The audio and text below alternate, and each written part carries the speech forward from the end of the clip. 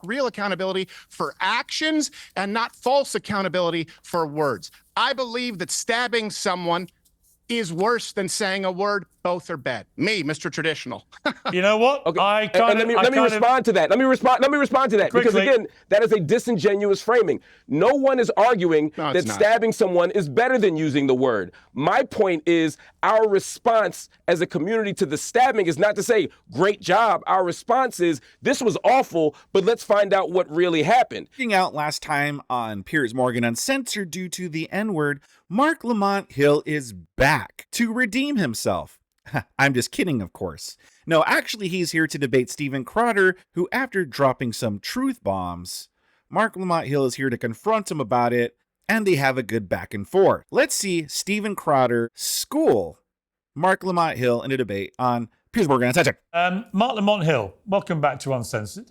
I saw your reaction in another podcast I think you did, where you were pretty aggrieved at what you thought I was trying to do there.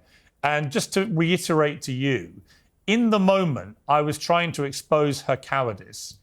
And I listened to what your impassioned immediate response to my challenge, and I immediately realized... Passioned immediate response. Piers, you're being too generous. He's spurred. This would not be a smart thing to do. It certainly wasn't premeditated. It certainly wasn't from anything other than a place of, you are an unashamed racist who says you say this word all the time, including to black people. I bet you don't. And he'll do the same as to be performative. Let's see if I'm right. And, with hindsight, it was a little ill-advised. But it wasn't me trying to be theatrical or get a viral moment, just to reassure you. Because Crowder's laughing because Piers is being such a wiener. I want to deliberately put you in that position. And you very quickly responded and made me immediately realize the peril of potentially doing what I was trying to do. But in relation to what Steven Crowder says, now look, a lot of what Steven says, I agree with. I do think we've got to a weird place in society where words and language have been ridiculously over-weaponized and used to cancel people and ruin their lives and so on. I agree with that. But I also think there are certain things and words and phrases which have been accepted by society for quite some time now to be completely unacceptable. And one of them is the N-word, particularly when it's used against black people by white people, right? And this woman, the way this Lily Gaddis sort of proudly giggled her way, talking about how proud she is to say it and so on, I found completely repellent and disgusting. But in terms of what Steven said about, this is heading to a dangerous area if you weaponize words generally, is he right? In the abstract, sure. I mean, I think if you weaponize a bunch of words and people don't have the safe space to say what they want or say what they believe, it could be a very dangerous space, because what I find to be offensive, you may not. What I find to be extreme, you may find to be moderate. What I may see as outside the proverbial Overton window, you may not. And so you never want to get into a place, to use Steven's language, where we're just doing the linguistic whack-a-mole. I agree with that. Yeah, or Marc Lamont Hill, you could see something as not being offensive, but other people might find offensive. With all your racist talk about when you pushed your lefty anti-white ideology, some people might find that offensive, particularly white people. It's not just you that has the potential to be the victim by words, Marc Lamont Hill. Heartedly. But I don't think that's what's at issue here. I think there are a few things. You all said a bunch of interesting things that I want to get at. The first thing is, I guess, to Steven's initial point about my self-emasculation. At the thought, I wasn't melting down, as some on the right have said, because I was afraid that this boogeyman N-word was going to pop out of her mouth and I was going to fall away. That wasn't the point at all. I think you actually characterized it properly, Piers. I was frustrated not at the looming threat of the N-word coming out of her mouth. It was at the spectacle that I felt like in that moment was being created that was wholly unnecessary. And again, I don't think you were doing it intentionally at my expense, but we're all hosts. There's a moment where you got somebody on the ropes, and we know it's a good moment. We know it's a big moment. And getting a white person to say the N-word, it's like A Few Good Men. It's like, did you order, it's the Jack Nicholson moment, right? If you can get them to do that, that's a big moment. And I get that. I guess my point at the time was, it's not the smoking gun that we think. White people don't lie about using the N-word. They lie about not using the N-word. If she already said, I use the N-word in private. So no one pretends to use the N-word when they don't. So I actually didn't think that we needed that confession out of her. For me, as far as the other point here, I don't accept Stephen's analysis here of the donations to the campaign. Even if he is right that people were donating out of some political reaction to our hypersensitivity as a society, that's the wrong person to do it to. Do it to the person that's getting doxxed because they made a mistake 10 years ago. Do it to the person who rapped the N-word, on Gold Digger, and suddenly it has lost their ability to go to college. There's all kinds of people who we might say, even if we don't agree fully on the context, who we could say, hey, is a better example of the cause. But as you said, Piers, this is somebody who was using the word in the exact context that we're afraid of, or not afraid of, in the exact context that we're frustrated about, in the exact context that we think it's being used in. And so to dump money, almost $800,000 into her coffers, it ultimately rewards her for using that language. Imagine if an arsonist were to set a building on fire, and all three of us agreed that arson should not get the death penalty. I think we probably all agree on that. But if we were to then take $1 million and dump it in their GoFundMe to fund the arsonist's legal defense, and now they get off, is that the right way to do it? Is that the Yeah, that's a great point, Marc Lamont Hill. Or let's say there was a GoFundMe set up for a alleged murderer who stabbed another kid to death over being asked to move out of a tent, And then people donated like $500,000 to their legal fund. Wouldn't that be horrible? There might be other ways to do it than to fund the person who's done Mr. Crowder has very politely raised his right hand to speak, which I think is a rare example of good manners on this program. So, Stephen, your response. Well, it's the Canadian in me, and actually, Dr. Hill and I have go a while back on Fox News, and like I said, he's always been a gentleman, and I do accept his. I saw him on a podcast later explaining that he didn't know who the guest was going to be. This is after the fact. I have a much greater understanding now. I also get it. I will say, great, now do stabbing. And I think I know what the answer is going to be. Can we both, if we want to find common ground here, agree that, yeah, we really find ourselves at a weird point in this country when a bunch of people are giving to a lady who yells the N-word at a 5-year-old, and a bunch of people are giving to someone who is famous for no other reason than allegedly stabbing an innocent person? I know that we'll say it's because innocent until proven guilty, but this is the information that we have on both of these scenarios at this point in time. And what I'm discussing is the prescription moving forward. And one final thing. Here's the point that I was making that you didn't show in that clip too, was saying that it's racist for someone to say they would prefer to live in a predominantly white neighborhood, or they would prefer to live in their neighborhood, which is not black, I believe is what they said. And I don't believe it was necessarily her. I believe there was a man on the panel who said that, but you do. And I'm not going to attribute racism in your heart because only 4% of the population where you're placed in Los Angeles is black. I think we need to stop attributing and imbuing hatred, and I think we need to stop empowering them. But we do find ourselves at a point in this country where neither of these give, send, goes would have blown up if it existed 10 years ago. Why? How did we get here? Well, Mark, I'll get you to respond. I have to say, in a way, completely different scenario, but how we got here, I think the same blame can be attached to how we got here to what is going on with the reaction to Joe Biden's health news. I made a point last night on X when that story broke. I was staggered by the instantaneous mockery, abuse, glee, ecstasy. Wait, why are we talking about Joe Biden now? What about Marc Lamont Hill answering what Steven Crowder said about the alleged stabbing funding an alleged murderer?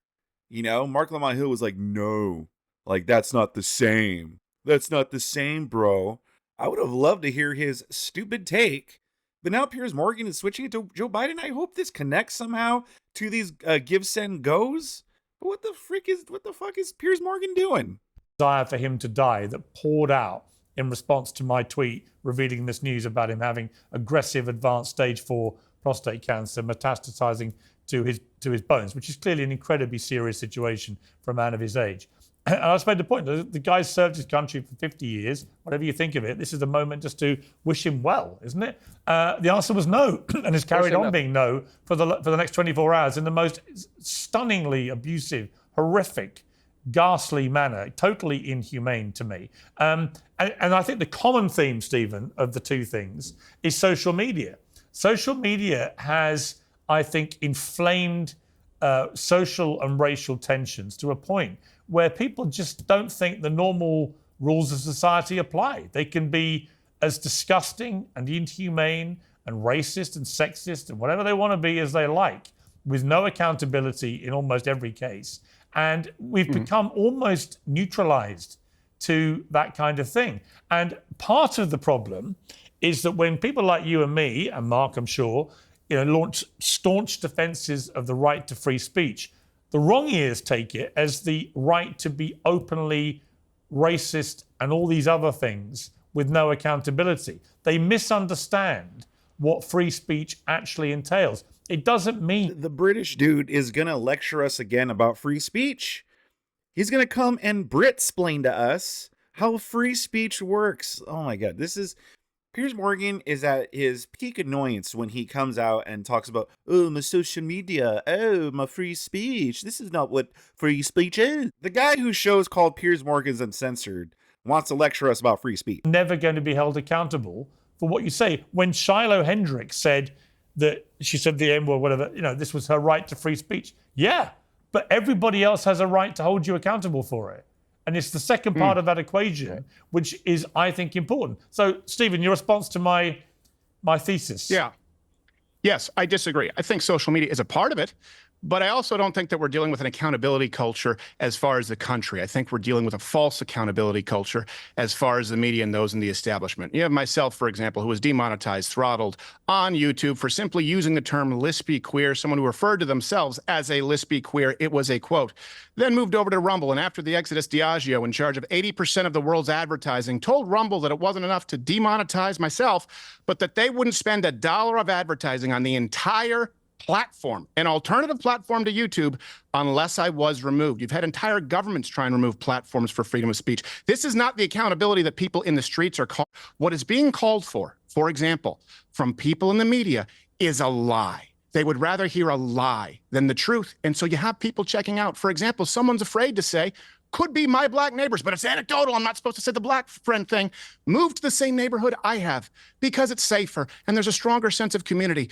But if you want me to lie to you and say, I picked that neighborhood and it just so happens to be more mixed or more white, but my neighbor's a former Dallas Cowboy, you can demand a lie, but the media is demanding the lie, not the American people. I am in no way concerned going down to a black neighborhood because I do it to the tune of hours, hundreds of hours of footage and hundreds of millions of views discussing these issues. The challenge I run into is when someone else, a third party, wants to play a game of telephone and tell them that it's racist. You can go and watch. I had not one, not two, but 10 people in this installment say, yeah, I think all lives matter. I think anyone who says that's white supremacy is out of their mind. They don't speak for us, the black community. I'd never know that unless I had that conversation with them. Very few people are doing it. You're demanding a lie of people. Okay, Mark, your response. Lots of things. Again, first, I think Stephen is, and I don't assign to you any ill intent, but you're comparing apples and oranges here when we talk about the Carmelo Anthony and the racist woman, I can't think of her name, video. Lily Gaddis. I think, as you pointed out, Shiloh all day, Hendricks. not Lily Gaddis, but you're talking about Shiloh Hendricks. Yeah. Shiloh Hendricks, yes. When you talk about context, I think we have to look at context and the context even of these GoFundMes, right? The people who are funding Carmelo Anthony, you can tell this from the comments, this isn't my guess, they're not saying good job. They're saying, we don't believe that you're guilty. We don't believe that you've gotten a fair legal process. And so we're sending money to make sure that you get a proper legal. Well, what unfair legal process is he going through? What unfair treatment has he gotten? There's no proof he's gotten unfair treatment. So what is this whole this is to donate to make sure he gets a fair process? He's going to get a fair process. How is he being treated differently in the other circumstances that he's not going to get a fair process for? It means that you just want him to pay for a good lawyer so that he could potentially get off for allegedly murdering a white boy. We don't believe that you are guilty of this crime. That is what they're saying. Now, you and I may look at the evidence and come to the same conclusion or a different conclusion, but they're not attempting to reward the behavior. They're attempting to challenge a system that they feel like is misrepresenting the behavior. In the case of the N-word and this woman, right, Shiloh, what's happening is quite different. They're not saying, hey, we feel like she's taken such a loss from her free exercise of free speech that we want to reimburse her for that. That would be a different argument. I still wouldn't want to do it, but that would at least be logically and morally consistent. When you look in the comments and when you talk to people who are funding that campaign, they are literally shouting the N-word. They are literally echoing the racial epithet. And that is different. That's why I say if this is really going to be a First Amendment cause, again, and not the lie that you're talking about, then let's invest in actual First Amendment causes and not this. And to your second point, I agree, and then I got you wholeheartedly. I mean, there's absolutely nothing wrong with making decisions about where you want to live. But there's a huge difference between saying, I want to live in a statistically safe neighborhood, or I want to live in a historically safe neighborhood, and I don't want to live around black people under any circumstances. And again, the latter is what came out in our conversation on the show the last time. And we're melding those two things as if they are the same, and then acting as if there's just no room for a white person, or a black person for that matter, to exercise any radical honesty about where they want to live. I ain't met a person yet that doesn't want to live in a safe neighborhood. I want to live in a safe neighborhood. I also want to live around black people. People can make their own choices, but let's not pretend they're the same thing. Okay, we've got to end it there. Yeah. I would say, in answer to your question, Stephen, I would say in both the GoFundMe cases, I think it's wrong. I think the stabbing is worse than a word. I think the intentions on both sides are actually malevolent and wrong. They're not doing it out of any great sense of social justice or anything. They're doing it because they're taking a side based on skin color in both those stories, I think. So I think... murder is worse than yelling. Yeah, listen. I think. Allegedly stabbing someone to death is worse than getting legally railroaded is a worse outcome than getting held accountable for using the N-word. It's all about the framing. But Stephen's point is that one is worse than the other. I don't think we can end this on this, Pierce. I can take 30 seconds here. If we're talking about accountability, like I said, there's false accountability. So are you against catch and release? That framing suggests that the money is going for the behavior. Are you against the discount under $1,000 or less where a shopkeeper has to close down because of the name of systemic restorative justice? Are you against cash and release? Are you against cash bail? Are you against the idea that people can shoplift and not be held accountable for their actions? Let's talk real accountability for actions and not false accountability for words. I believe that stabbing someone is worse than saying a word. Both are bad. Me, Mr. Traditional.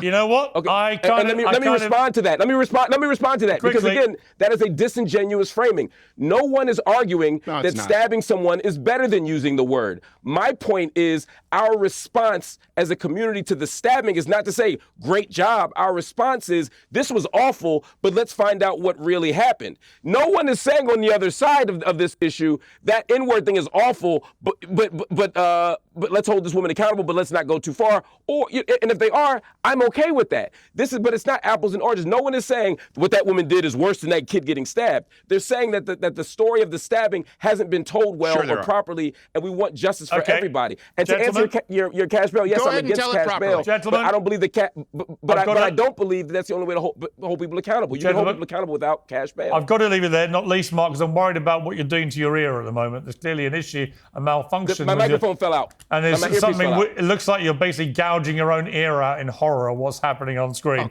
Which I know is not what you're doing, but it's a worrying optic for the viewers. Guys, I've really enjoyed that debate. Thank you very much. Oh boy. Wow. This, I wonder what Marc Lamont Hill's viewpoint would be if, let's say, races were reversed. Let's say there was a video of a black man calling a 5-year-old white kid a cracker, right? And people were donating to that, right? But a few weeks prior, there was, say, a white person that allegedly murdered a black kid. Same exact scenarios, just race swap everybody. I wonder what his opinions would be for that. Like I wonder if he would really be like, yeah, listen, look, they just want to see that white guy get his fair treatment in courts. They're supporting his legal fund, but it's really horrible when this black guy calls that white kid a cracker. It's really horrible and oppressive, and as a country, we shouldn't be condoning that. I wonder if he would still have the same viewpoint. Like, I think we all know that Marc Lamont Hill is full of shit. Like, he's just an ideological, racist, like, jackass. I think we just all know that. And of course he's going to defend this because in his mind, he thinks all black people are victims. He comes from this systemic oppression, slavery, Jim Crow laws, like all these things. And he views black people as just default victims just for being black. And so obviously, no matter what, he's always going to look at the scenario of like, well, you know, he's always going to defend the black person no matter what. So of course, in the Carmelo Anthony case, of course, he's going to downplay him like, well, they just want to support, for his legal fund. But why do they want to support his legal fund? Because he's black. That's why. Because he's black, and and people feel there's a lot of people that don't like. First of all, there are a lot of racists that donated to that campaign. Okay, first of all. Second of all, even the ones that aren't just straight out racist, they're doing it because they think Carmelo is a victim of the system again. He's getting unfair treatment. Obviously, this is just racism about black people, toward black people, blah, blah, blah. That's why Marc Lamont Hill could be more outraged about this N-word being used, because he sees that word as being some kind of oppressive word.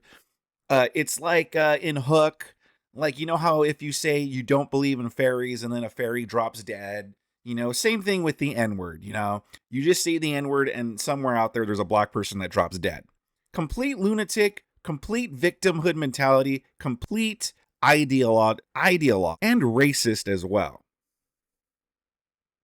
But what did you guys think about this? I wish they would have had more time, because I would have loved to have seen Crowder really go in on him more. I felt like this was too polite of a conversation, and I personally wanted to see Marc Lamont Hill get ripped into.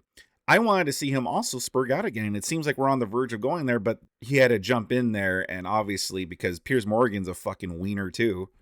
So of course he's going to jump in there and try to rescue Marc Lamont Hill, but I would have loved to have seen Steven Crowder rip into Hill more. But leave your thoughts in the comment section below. Give this video a like if you liked it. That'll help me out a lot in the algorithm. Also subscribe to my channel if you really liked it. That'll also help me out a lot. If you like seeing more Steven Crowder, I have a playlist for you on the screen. I also have Piers Morgan panels for you on the screen that you could click away and binge on.